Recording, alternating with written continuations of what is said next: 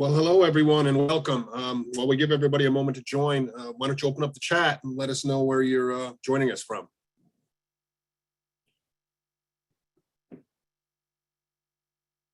More than 200 participants so far. Where are you all from? Let us know in the chat. Rochester, New York, Branford, Connecticut. I think we're going to hear about Braddock Bay a little bit today over near Rochester. Kathleen, Georgia, Woodstock, New York, Brooklyn, Wappingers Falls, Liverpool, New York. I used to live in Liverpool. Allentown, Maine, Wisconsin. Great. Well, welcome everyone. My name is Rich Merritt and I'll be your host today.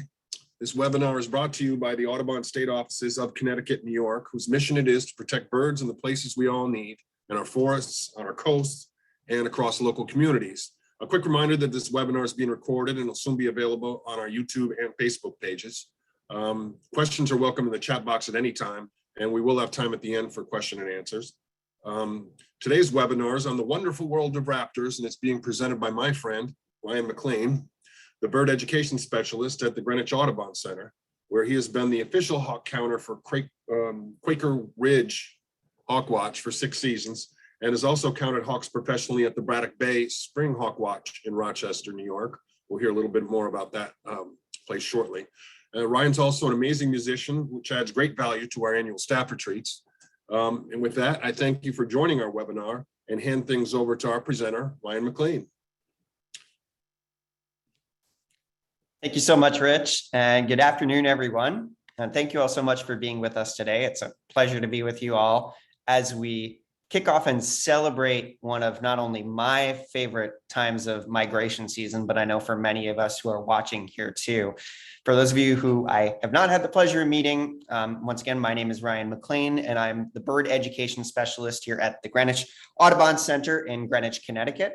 We are the oldest Audubon nature education center in the country, having opened in 1943, where not only do we provide with our over 300 acres of habitat for birds and wildlife, an opportunity to come and hike our trails and enjoy them, which people are welcome to come and do if you're in the area, but also providing an opportunity to educate the public on the importance of all the creatures that this habitat provides a home for. And it's not just creatures that live in this home, it's areas that we can observe and monitor birds and other species that are migrating, that are going from one location to probably even another continent. And birds of prey are one of the most captivating members of the bird family in the bird world. But there's a lot that is interesting for people to discover about them. I got my introduction to watching hawks here at our Audubon Center site at our Quaker Ridge Hawk Watch at a very young age, and was captivated by being able to go to a location where individuals were there to show people the birds that were migrating over our heads and to help us to understand why they are migrating and the important work that we do.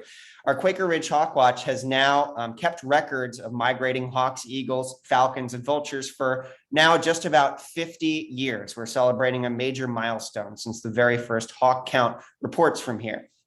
And now, as we welcome new generations to come enjoy and be a part of this incredible community science effort, there is now people do I see getting that same appreciation and love for this incredible phenomenon that's happening in nature.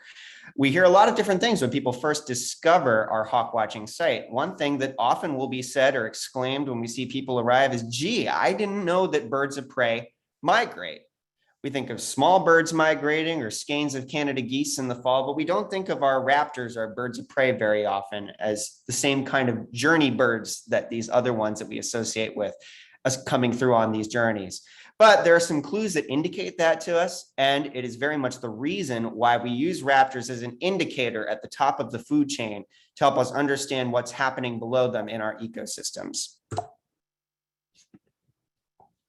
Now, the first clue we can get as to why these birds migrate, if we look at what we like to call the hawk menu here, is that although these birds are raptors by nature because of the way they catch their prey, utilizing their sharp talons on their feet, they like different menu items. Some birds, like our familiar red-tailed hawk, are largely rodent and small mammal specialists, which are here year-round. So some of those red-tailed hawks don't migrate and they stay even through the winter.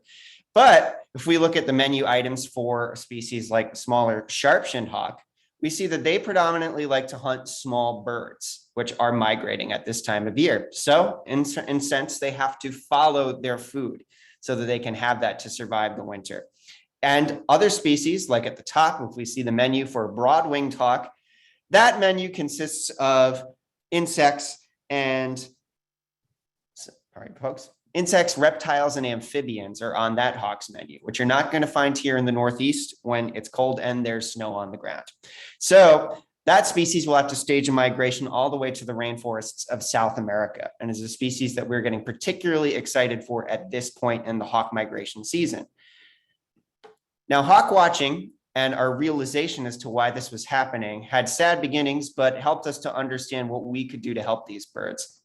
As many of you know, of course, in 1918, the Migratory Bird Treaty Act was passed, protecting all of our North American bird species and making it a crime to cause any harm and kill any of them. But there were exceptions to this law, particularly in certain states. During the early 1900s, raptors were largely still considered vermin. Phrase chicken hawk is probably very familiar for people who thought these birds were just out to get livestock and chickens. And some state governments even placed bounties on hawks. The Pennsylvania Game Commission placed a $5 bounty on any hawk shot. So people would take rifles and go up to the tops of mountains like Hawk Mountain, Pennsylvania, where this very sad photo of a large field of hawks that were shot was taken by Richard Poe. Thankfully, that got into the hands of individuals who wanted to do something about that. It got into the hands of Rosalie Edge, one of the most profoundly influential female environmentalists to this day, who was at the time a large part of the New York suffragette movement, but also an extremely passionate environmentalist who saw these photos and in her outrage decided to go to Hawk Mountain herself, purchased the property, turned it into Hawk Mountain Sanctuary, hired its very first wardens, Maurice and Irma Brun, to prevent hunters from going there. And in doing so, realized that the reason that all of these hawks were heading past this ridgeline was because they were using it as a highway in the sky for migration. And instead of shooting these birds, we can use it as an opportunity not only to enjoy this spectacle, but to get extremely important information on these birds by observing and counting them in their migration.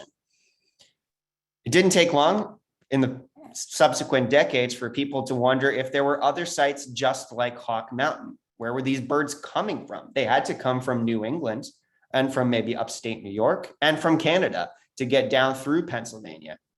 So in the 1970s, also 50 years ago, celebrating a 50th anniversary this season, individuals in Connecticut came together to test out a bunch of different sites, including our site here at the Greenwich Audubon Center, to see if there were locations where people could see this similar phenomenon to what they would see at Hawk Mountain.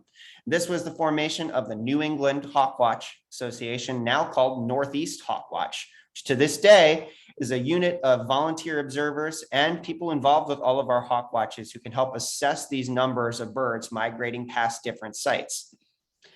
But it's not just in New England and the Northeast United States this is occurring. Raptors are utilizing all of the flyways across our countries to get from one location to the next. And with this in mind, there really needed to be a centralized effort to compile information and assess data on how we can see how raptor populations are doing by counting them in migration. This was the formation of the Hawk Migration Association of North America, which is the organization that we submit all of our Hawkwatch numbers every day and every year to, along with the majority of other Hawkwatches in the country. And that goes to all the researchers that are putting together this analytical data of raptor populations that are in decline, populations that are on the rebound. And because they are at the top of the food chain, seeing how this information can help us learn about our ecosystems and their health as a whole. So in order to observe these birds migrating, we just mentioned where we submit this data to, but then the part where us on the ground looking for these birds comes in. And to look and observe for migrating raptors, we have to keep a few things in mind about how they travel, the tools they use for travel, and the best conditions to see these birds in. Now, some birds will just flap a long distance across the water to get all the way to their wintering grounds. It's amazing to think a ruby-throated hummingbird, being about the size of my thumb, will fly over the Gulf of Mexico in one night to get down to Costa Rica for the winter. Raptors, on the other hand, they like to use a few alternative sources of energy. in a sense, a bit lazier because they don't want to flap as much, but they have incredible tricks up their sleeve. For one, we mentioned mountain ridges like Hawk Mountain along the Appalachians in Pennsylvania. They have one special trick where they're able to utilize wind updrafts that come up off a mountain ridge. When wind hits a mountain ridge, it deflects upward, giving them more or less a magic carpet ride to coast along on. If they have a north wind at their back and that updraft underneath them, it gives them something to propel them farther south along for hundreds of miles. If they don't have ridges in front of them, they can also utilize hot air bubbles that are formed when sun hits pavement or large open spaces, which is called a thermal. And one of the most impressive sights to see in hawk watching is a group of maybe hundreds of hawks at a time utilizing a thermal to gain altitude, swirling in it like boiling water, which is why we like to call them a kettle of hawks, until they reach a boiling point and they will glide outwards. It's oftentimes this behavior in these birds that we're looking for when we're looking for birds to count and which ones not to count. We very frequently will get a question, how do you know you're not counting the same bird twice? There's a lot of local raptors that live in our area. How do we know it's one that's not just living there? We know what some of our local species are and the ones that are staying all year long, like some of our red-tailed hawks, but we're also looking for that behavior and the direction they're going in. We know that these birds in the autumn are heading south, so we want to see them utilizing that way of gaining altitude and then gliding out in a southerly direction to get to a destination that we know is going to be much farther away. So when we see that behavior in certain species, we know that they're making the checklist for the day. If we see one heading north, or if we see one that looks like it's just hunting, that bird will probably not get counted. And when we look for these birds and we think about what days we might see them, many people also ask, what's the best time of day to go hawk watching? And that can be a complicated question to answer, because any time of day when the sun is out could be good for migrating raptors to be moving, but the best days to see them, the best conditions to see them, often very heavily involve the right weather conditions to see large quantities of migrating raptors. They're going to need that energy from the sun to get thermals and altitude, but if they don't have the right wind to push them down into our area, we're probably not going to see as large of a quantity of these birds. Now, we mentioned that these birds like to use these thermals and elements that the sun gives them, so they won't want to fly in the rain. And if a cold front is passing through with a lot of heavy rain, wind, and clouds with it, they're going to settle down to rest and not migrate until that system passes through. But it will hold all of them back so that once that front is cleared and we have cooler weather, they're going to want to get going right away. And with northerly winds pushing them southward, that provides us an opportunity to have them come down into our region. For our location here in Greenwich, we generally like to look for northwest winds, generally around 10 to 15 miles an hour, because the northerly wind pushes them down to our area. The westerly component pushes them away from the mountain ridges to our west, like the Appalachians, to sort of more or less bottleneck them into our region. Another thing that very much helps is having some puffy clouds to help you spot the silhouettes of these birds against. Because if you have a plain blue sky and these birds are getting to sometimes thousands of feet using thermals, they can be very specky and hard to see. You can see a black dot against a cloud a lot more easily, though. Now, at our hawkwatch site here at Quaker Ridge, it's been determined that this is an adequate site to get large quantities of migrating birds, thus a good census of them, because we have some of these components working together. We're at the very bottom of ridges that are extending down through Massachusetts and Connecticut, and we are actually the highest elevation point in the town of Greenwich at about 510 feet above sea level. But once you pass that ridge of us, elevation drops very quickly, and then Long Island Sound is right in front of all those birds that are coming, which is more or less them hitting a wall. You can't get ridge lift or thermals over any large body of water, so they need to pump the brakes, figure out the next direction they're going to go in. So because of this temporary buildup of traffic where birds have to sort of get off the interstate exit and find the next one to get onto, there's that temporary stall where air traffic will build up of these migrating birds. So for here, as I mentioned, we generally like to look for days of northwest winds, about 10 miles an hour, not too strong because then they get blown right to the water and need to work their way back. But if you watch the weather forecast, look for days of partly cloudy skies, northwest winds around 10 miles an hour, especially in the coming weeks.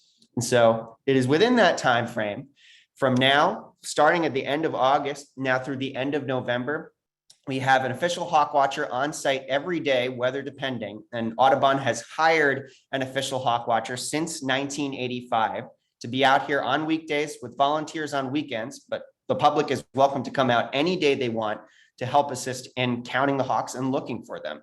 You don't have to always know what you're looking at, just helping to spot the birds is enough for you to be helping to contribute to community science. But it is a very fun and interesting process to start learning how to tell this alphabet of hawk shapes apart. As I mentioned, when we're seeing these birds fly over, they're often very much small black dots. We just have to see their silhouettes as opposed to colors that we might see on a perched bird or knowing what a bird is by hearing it sing. It's an alphabet of different shapes from the different raptor families that we have migrating over us. But unlike alphabet shapes, these are letters that will move and change direction. One species will be able to alter its wing shape to be able to fly in different ways. If you look at the diagram on the right, you can see different wing positions that maybe even one species of hawk can have. We often will think of hawks in a soaring position when they're holding their wings out and stretching them out to get circular motion, to circle upwards in a thermal to get altitude, or to look down below them to search for food. But then if they're propelling themselves in one direction, they're going to tuck their wings back in a glide, where if you see that middle silhouette on the right, what looks like the wings now having hunched forward shoulders as a bird propels itself forward instead of circling. So that one species can shapeshift on a dime to look completely different than what you saw before. So it's knowing the overall shape of one of these bird species, but also knowing the different lengths of tail, shape of the wing, length of the head from the body, to start telling these nearly a dozen, if not 15 or 16 different species apart that we will count here at our hawk watch sites. So the best thing to do is start breaking it down family by family before we start to assess what species it is. And when we think of a very typical and memorable hawk shape of a soaring bird, we're often thinking of long rectangular wings, a splayed out tail. Is their typical characteristics of the family of hawks known as buteos. It's the Latin name buteo. And these birds are known for their rectangular wings and soaring capabilities, which need to heavily utilize thermals to get altitude. Some of our most familiar resident hawk species are a member of this family. Some year-round residents, some which will be leaving our area. Most common of which being the red-tailed hawk, one of our most common raptors all across North America, and a year-round resident in many of our areas. So we have to be careful not to count too many of them as migrants, because we know that some of them will be staying the winter. Now, as their name suggests, they're named after a very diagnostic field mark, being their brick-colored red tail, but they don't always have that. When they're 1 year old, when they're in juvenile plumage, they have a brown tail. So if we see one perched, we could sometimes see a brown tail on that bird. But when we're seeing them soar overhead, oftentimes we won't even be able to see the tail at all. We're just seeing those chunky rectangular wings, which will be held out very straightforward in a soaring position. One field mark that you can see at any age group, even at long distances away, is actually right in the middle of their chest. If you look straight in the middle of their chest, you can see a whole lot of streaks in the direct center of the bird's belly with light above and below. We tend to call that the belly band because it consists of the area right in the middle of the bird, kind of like a Charlie Brown t-shirt zigzag. Sometimes we may not even be able to see that though. So we have to utilize just its silhouette and even some behaviors that the birds may be utilizing. One of which is one that we won't see in any other species in the Northeast United States. If a red-tailed hawk is soaring and looking below it over a field, sometimes seeing mice or small rodents running through fields that we would never be able to see with our eyes, they'll stop in midair, hold out their wings, and go into a position known as kiting, which you can see from this video of a red-tailed hawk hunting over Governor's Island in New York City. It's able to stop itself, hold its wings out, and remain motionless in midair. If you see a hawk soaring and you just see the silhouette, but you see it do that, you know in our region you're looking at a red-tailed hawk. They do have smaller cousins that are getting more common in our region. An increasingly common species and increasing migrant is its smaller cousin, the red-shouldered hawk. Typically more common in the southern United States, working its way northward. The species we'll see migrating in the later half of the season in October and November. When you see them perched, they have beautiful rusty orange chests and bars on their wings, which give them their name. But in flight, we see a similar shape to red-tailed hawks. But here's where we have to start noticing more subtle differences. We think of those big chunky rectangle wings of a red-tailed hawk, but on a red shoulder, their wings look noticeably thinner when they soar, almost like someone took a red-tailed hawk's wings and filed them out at the bottom. It kind of makes it look like they're holding their wings out and reaching forward a bit more. And because of that, it also makes their tail look a bit longer than a red-tailed would. One other interesting diagnostic mark that you can see at a great distance is if you look below the bird's black wingtips, especially in the photo on the right, you can see these little crescent-like patches where the sun can reflect through the wings a bit more than the other parts of the wings because the feathers are more translucent.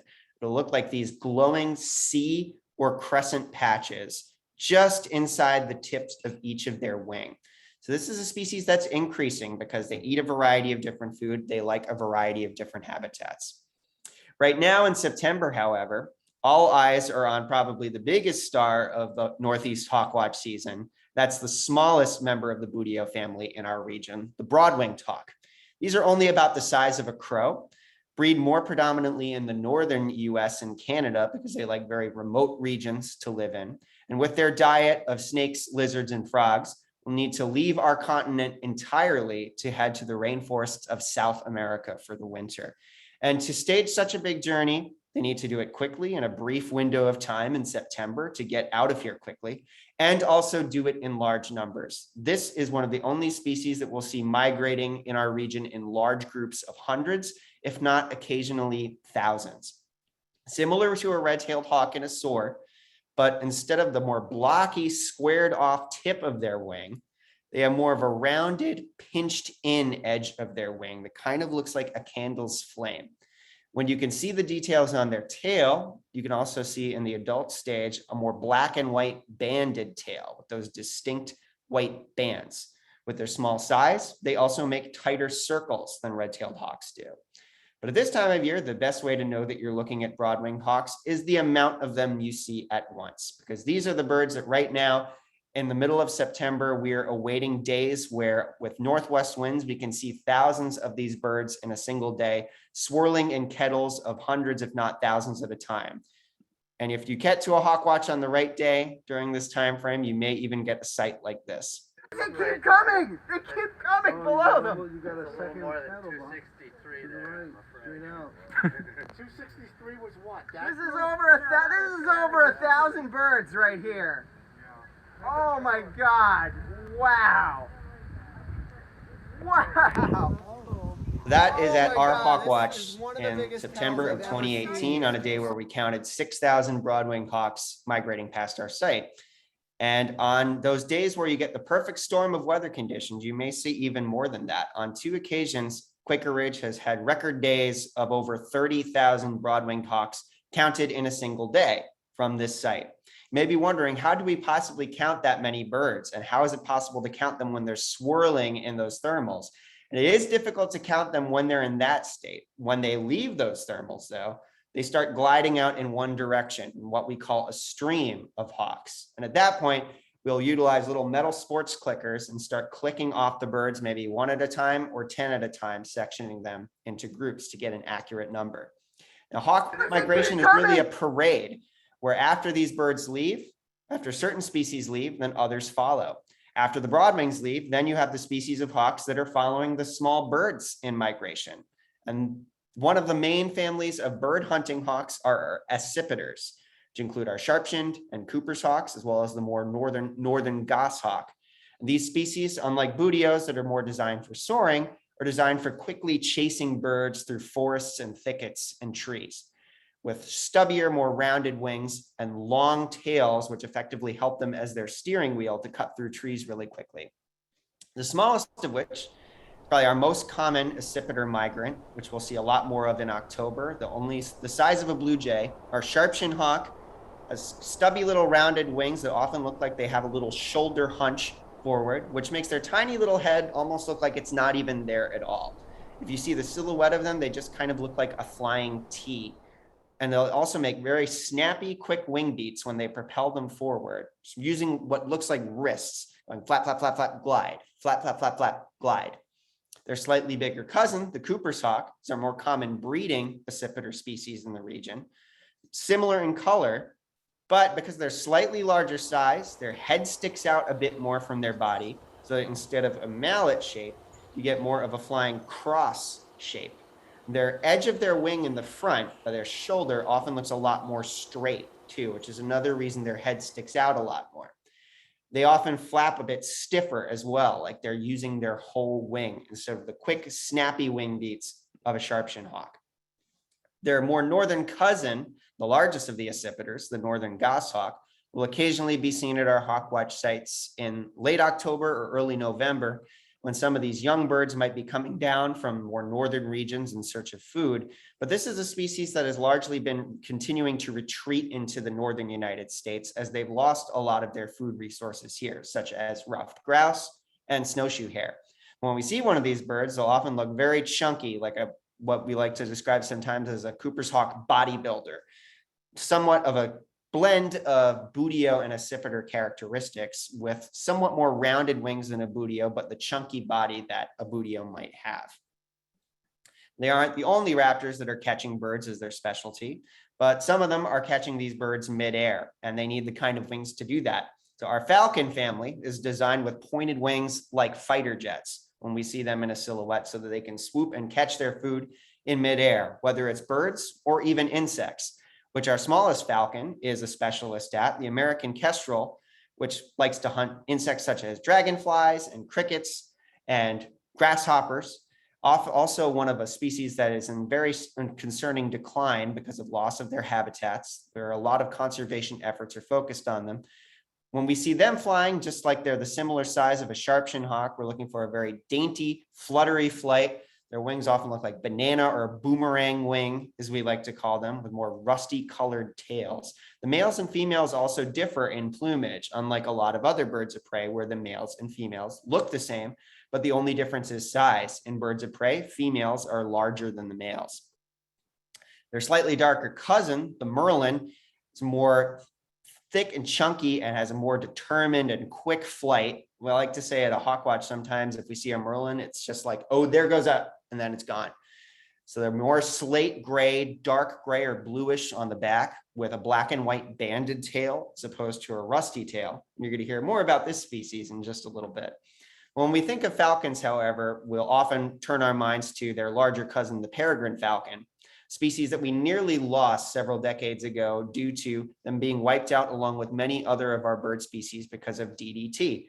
Many of you will famously know that many of our raptor species were nearly brought to extinction because of these pesticides, because their eggshells would be too thin to hatch after eating contaminated birds and other sources of food. But thankfully, thanks to the banning of DDT and reintroduction of these birds, this is a species that we see in great numbers once again. They prefer coastal hawkwatch sites because falcons can power themselves on their own flight without having to use thermals. So we don't see too many peregrines from our hawkwatch site, although I did hear we actually had our first 2 of the season today at Quaker Ridge. When you see them flying overhead and they're in a soar, it will often look like a cocked bow and arrow shape with those 2 pointed wings splayed out like a bow. Now, it's not just the raptor species that are catching and killing their prey that we're seeing flying over our hawkwatch site. There are a couple scavengers, members of our vulture family, Mother Nature's garbage people. Turkey vultures have become one of the most familiar sights at a hawk watch and are often very easy to tell apart from other species because of their large, dark size and the way that they hold their wings up in the shape of the letter that vulture starts with, V. The shape of a V, which some of these birds will hold their wings up in, we refer to as a dihedral, and they will rock back and forth, teeter-tottering in the wind to brace themselves and look down below them to search for carrion. And they also have had their more southern cousin join them in the region in the past 20 years. The black vulture has become a species that normally was more common farther south, but unfortunately, due to climate change and more suitable habitats for them now up north, They're now a year-round resident and often can be easily distinguished from a turkey vulture in flight because of their stubbier wings, silver wingtips, and a very short stubby tail. They aren't the only large dark birds, however, and oftentimes we'll see one that comes over that looks like two giant rectangular planks for wings and large dark chunky size, being our bald eagle. Of course, the adults being unmistakable with their white head and tail, but many people don't know that it takes about 4 to 5 years for a bald eagle to go to its full adult plumage. They're chocolate brown when they're a juvenile bird, and when they open their wings and we see them in flight, if you look at the top right photo, they'll have these long white lines on their wings like chocolate and vanilla ice cream, creating this modeling coloration. Last year, we had a couple of very unique days where we actually had a record day of over 30 bald eagles in one day. Not something we would have had about 50 years ago.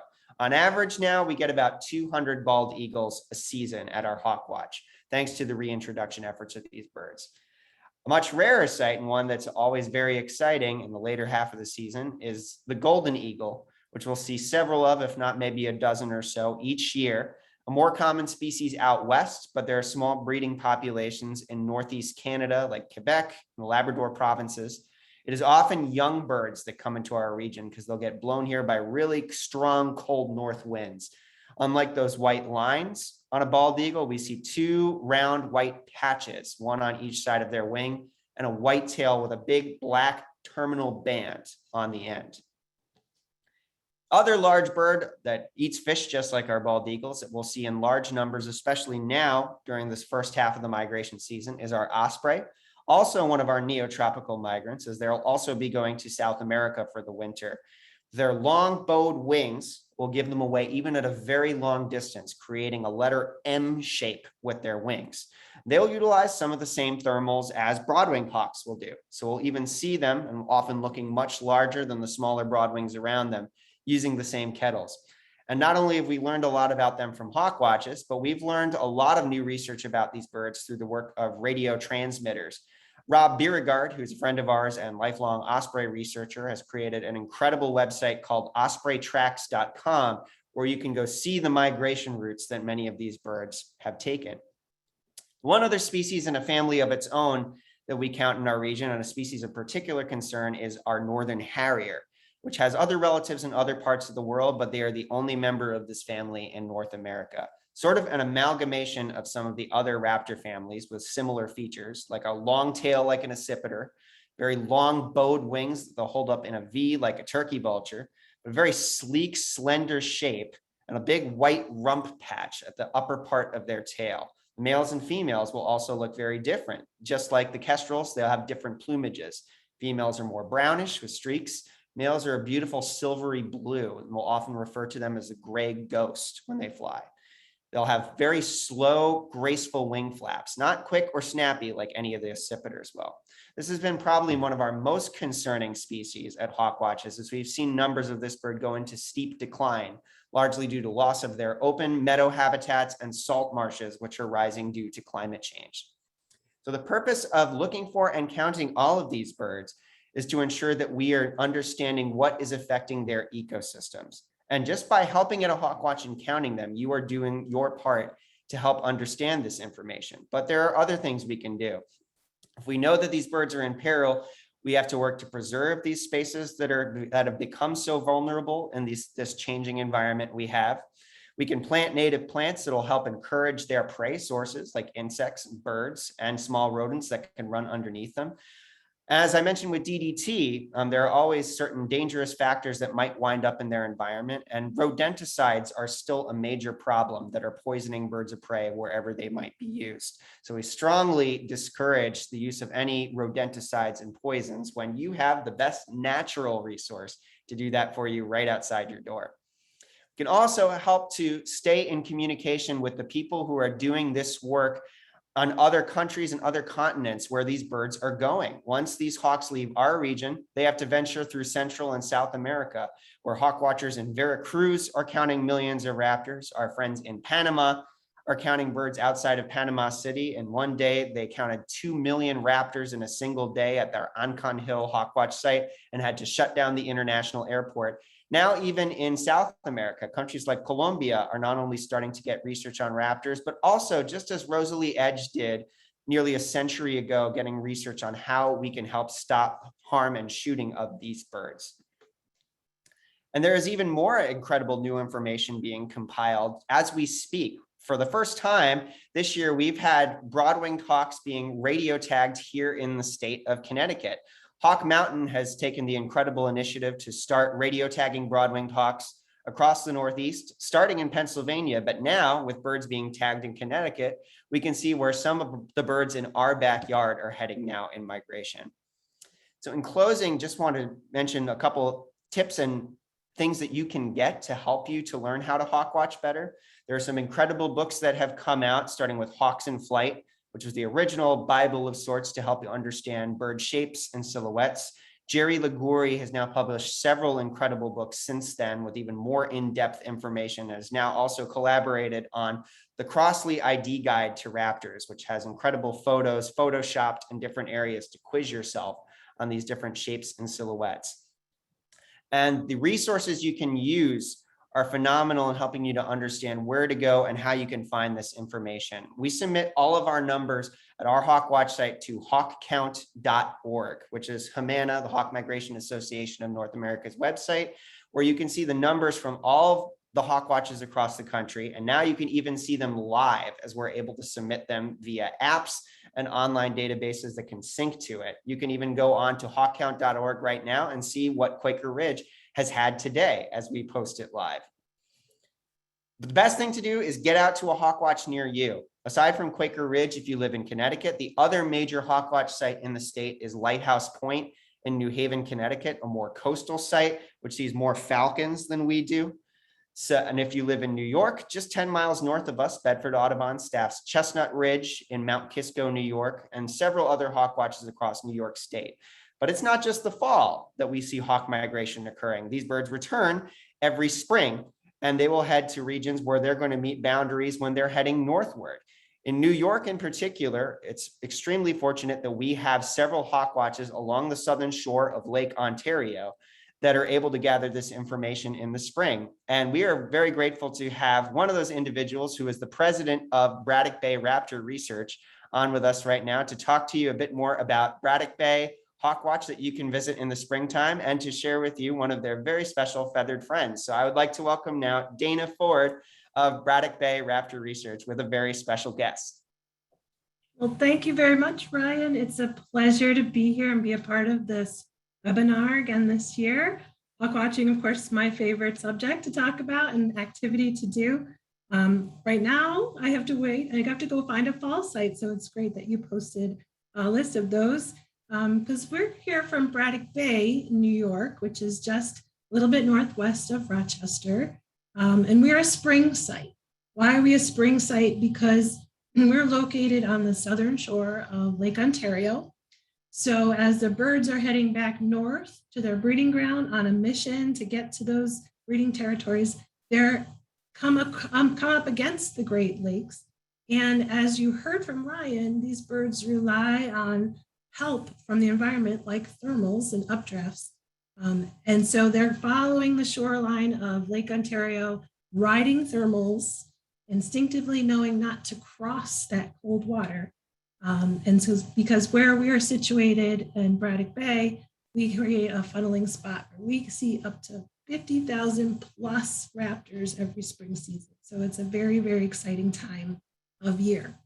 Braddock Bay hawk counts have been going on for over 4 decades. And we hire a counter every season. We were lucky enough to have Brian as our counter back in 2016. But we have many, many volunteers who also help with the count and other aspects of our organization.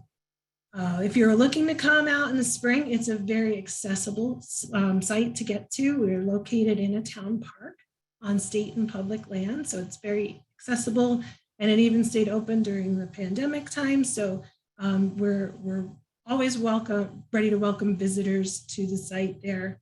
And if you can't make it in the spring and you're local to the area or you want to take a day trip, it's a great place to bird any time of year.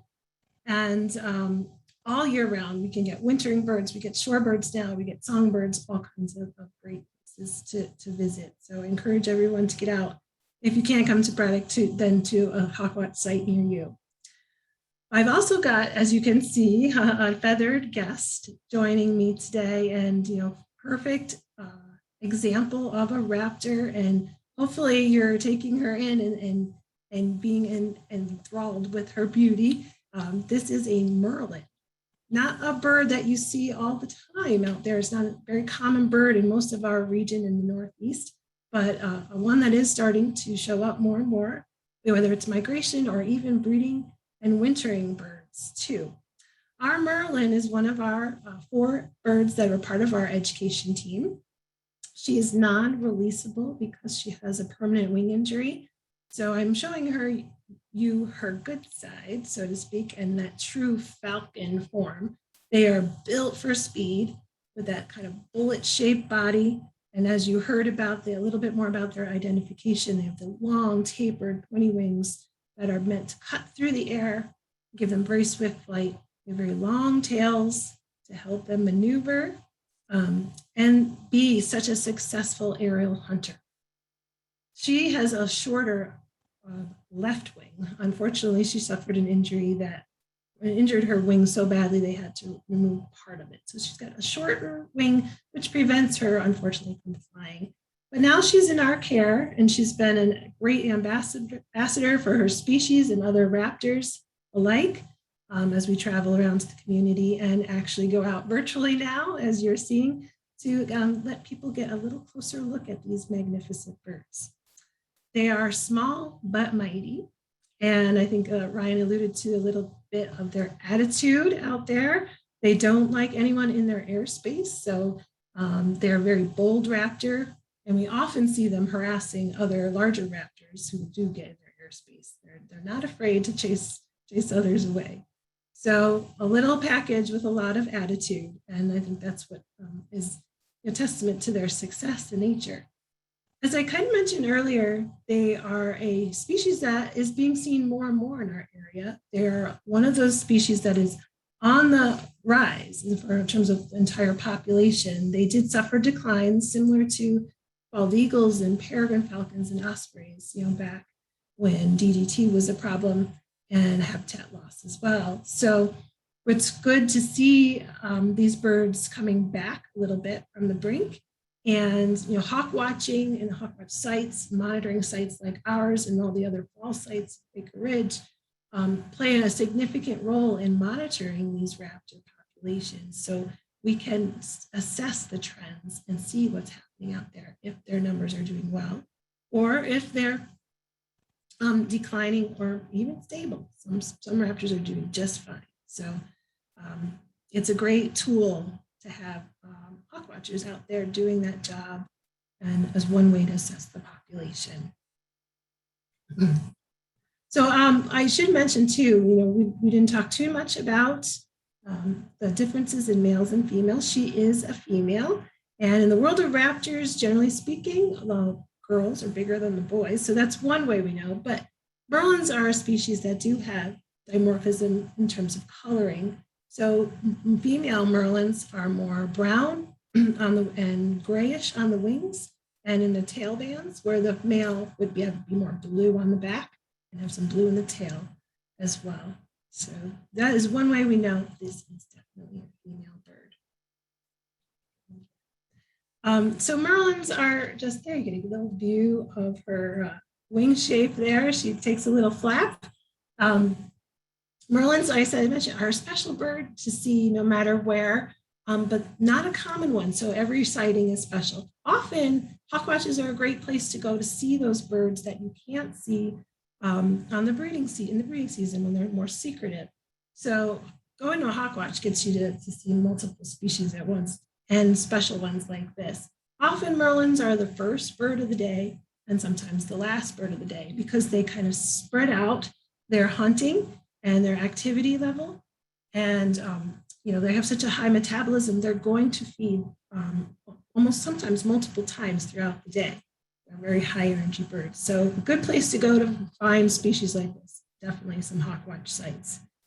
So we're fortunate to have a bird like this in our education team so that visitors and people that we share these birds with get to see them up close.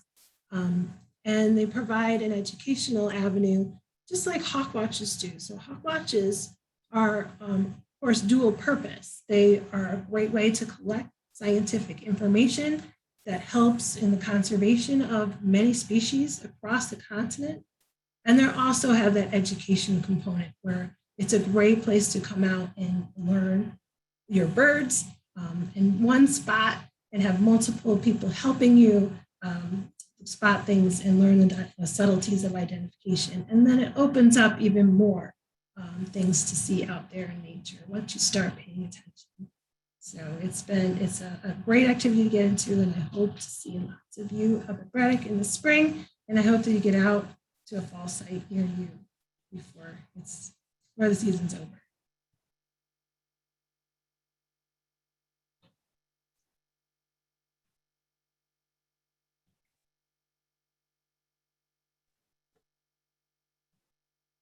Well, hello, thank you. I'm sorry I got on so late there. I was writing down a question here. We're about to start question and answer, but that was a wonderful presentation. It was just so timely because, you know, being right in the middle of fall migration right now, I'm pretty sure everyone on the call probably wants to get outside so they can look up in the sky and see some of that majesty. But we do have time for some question and answers.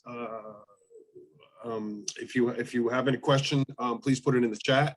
We'll try to get to as many as we can before the hour ends. And I'll start. I have a question right now from Barbara. She asked, will the migrants try to get food if they're held up by bad weather? Oh, I saw that come in earlier. If you want me to take that, I was very interested in answering the question. Yes, they definitely will hunt during this journey. They need places to stop and fuel up and catch a meal. So often in inclement weather, when we get storms, whether it's snow or rain or likewise, they're going to take advantage of that opportunity to hunker down. But even when we don't have storm coming through, often some of these birds will get up in the morning. First thing they'll do before they head out on their long journey is do a little hunting. And we see that on our Hawkwatch site. I'm sure you can encounter that a little at Quaker Ridge too. And even some of these birds like the falcons will be hunting on the wing, and we've seen them catching dragonflies and beetles and things right in the air. So they will definitely feed during migration. Great. Another question from Lucia. What do birds get caught for banding? I know they were talking about banding a little bit earlier. Yes, how's that done? I'm going to take that one too, Ryan. Okay. Sure, because you do have a wonderful banding station at Braddock Bay. Sure. Yeah, I can answer that. That's one of the other projects that we do at Braddock Bay is we have a banding program. So we're capturing birds during the spring season as well. And there's different methods of trapping raptors for banding. It's a little bit more of an active process than it is for songbirds, but we also will use mist nets like they do for songbirds. But basically you need a lure to attract the bird into a trap, which could be a bow trap. There's a couple other different types. There's shatry traps as well.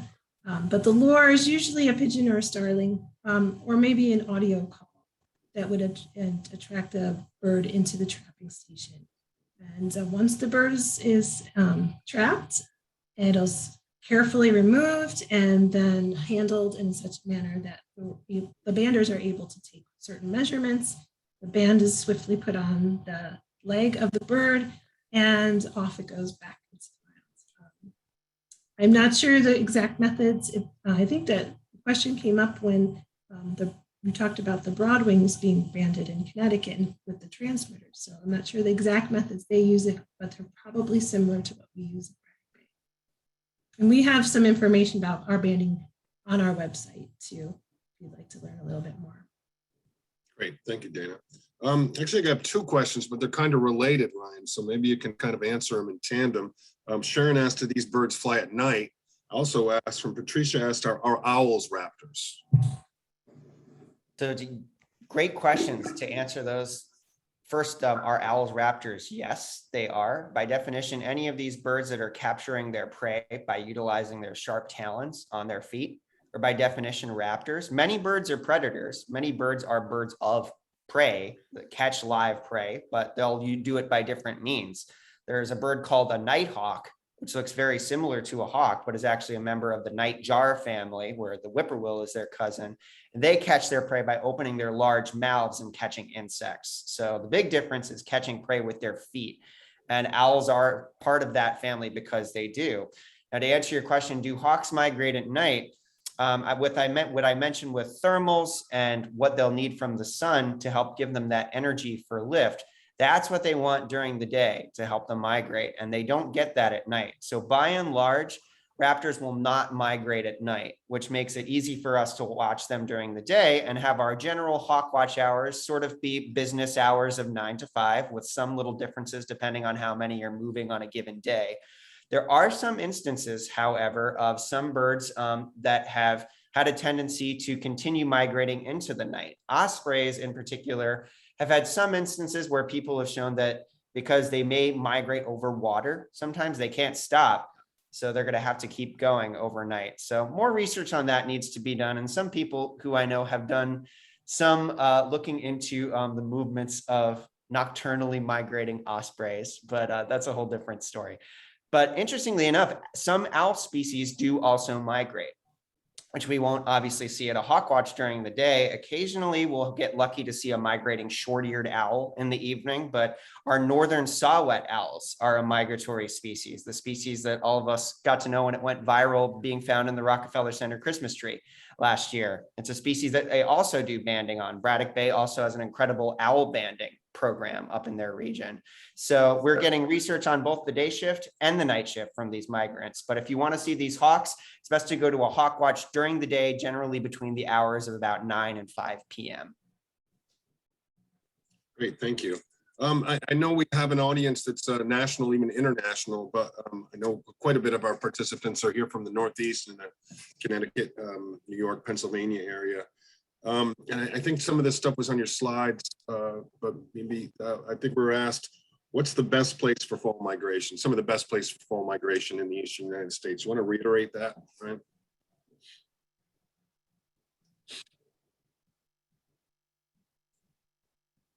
You're on mute. Sorry, everyone. So here's the slide that I have once again about some of just a smattering of some of the over 200 hawk watch sites that are across the country. If you go to hawkcount.org, to Humana's website, you can find hawk watches near you and just how regularly they post their numbers. As far as New York, I mentioned just 10 miles from us, Bedford Audubon conducts the Chestnut Ridge Hawk Watch along 684 along the Hudson River. Hook Mountain is another hawk watch that's been in operation for over 50 years on the Palisades, where people are going to watch on the cliffs as these hawks are hitting that corridor of the waterway of the Hudson River. I noticed I saw a couple people in the chat mentioning they were from Oneonta, not knowing about the Franklin Mountain Hawk Watch. And that is an incredible spot to go see migrating golden eagles in the later half of the season in November, because it's much further inland along more of a ridge line. That's right on their migration route, more so than along the coast here. Some days you got to wear every layer you own and go out on a day that's snowing and 20 degrees. But in some days, they've actually seen over 100 golden eagles in a day from that site. And as far as some of the other major destination points for hawk watching in the Northeast, aside from Hawk Mountain, of course, which is still a place where thousands of visitors go every year, Cape May, New Jersey is another one of the major sites of the Northeast, especially for coastal hawk watching for birds like falcons. You see maybe a couple hundred peregrine falcons in Cape May in a day, because all of these hawks are getting bottlenecked into the peninsula of having the ocean on one side, Delaware Bay on the other. So same thing as many of our other hawk watches, where you need to watch the weather for days of northwest winds to know you're going to get a really good day.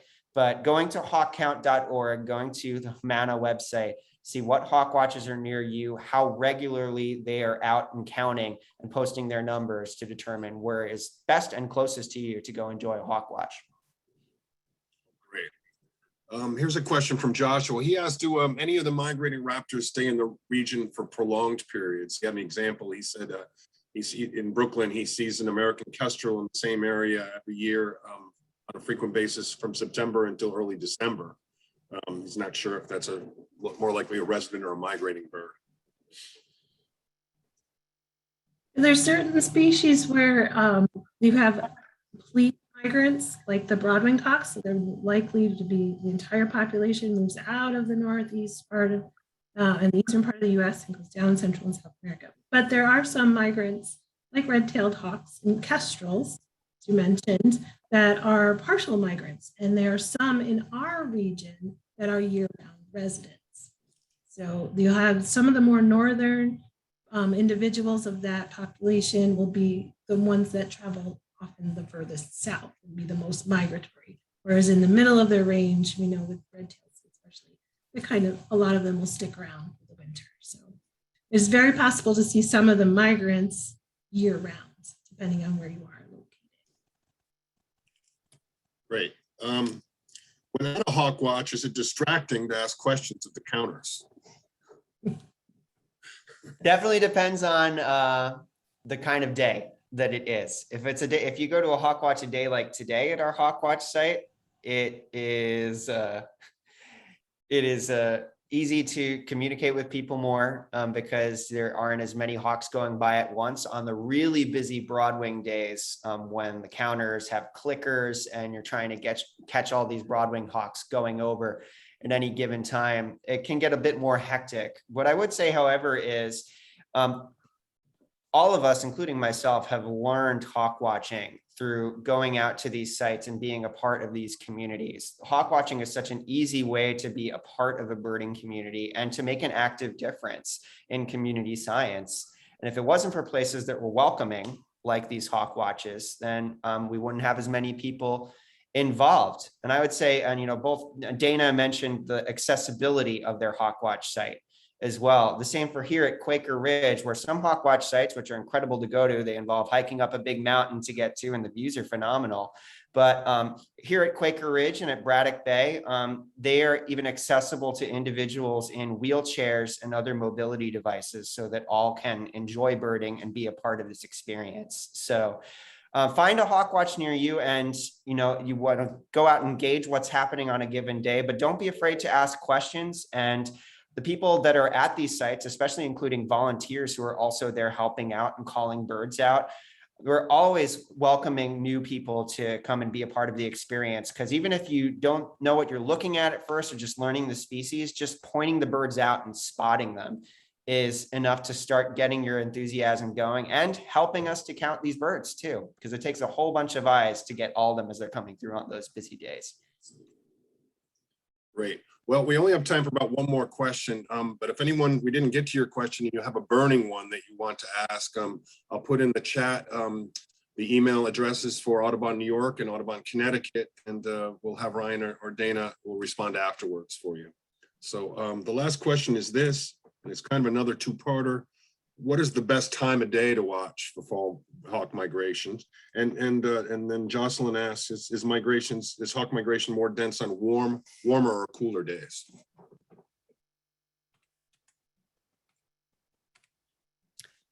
So, Dana, I'm sorry, were you going to take that? No, this is yours. Okay. So the question of what the best time of day is, there's two ways of answering that. One, from the bird's perspective, and the other from ours. They need that sunlight to give them the lift that they need to migrate in, which generally between like 9 to 5, when the sun is heating the ground up enough for them to want to keep moving. But during the middle of the day, it can be very difficult to see a lot of birds because they can be at very high altitude. They may still be up there, but they may just be specks. For us to get the best looks at a lot of these birds, usually the most enjoyable looks at birds at a hawk watch are when they're starting to gain altitude for the day and when they're coming down at the end of the day.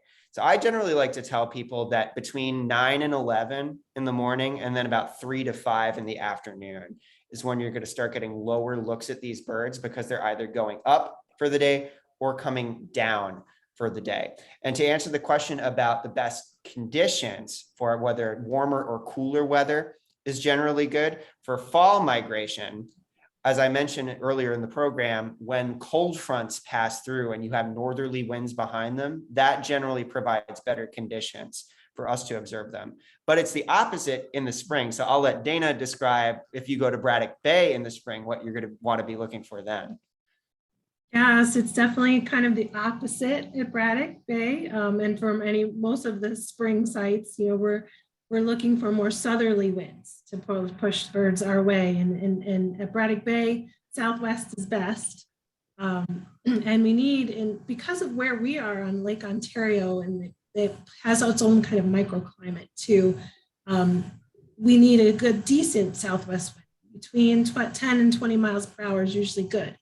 And if it's anything less than that, sometimes we get lake breeze take over, and there's a northerly wind that comes off the cold lake and pushes the birds away from us. So yes, we need southerly winds, and we actually need more warming temperatures. We start off bundled up in March in the freezing cold, and then by the end of May, hopefully we're in shorts and sandals. But so it's kind of the opposite. And in terms of day, time of day, I think you're located pretty good as far as the best views.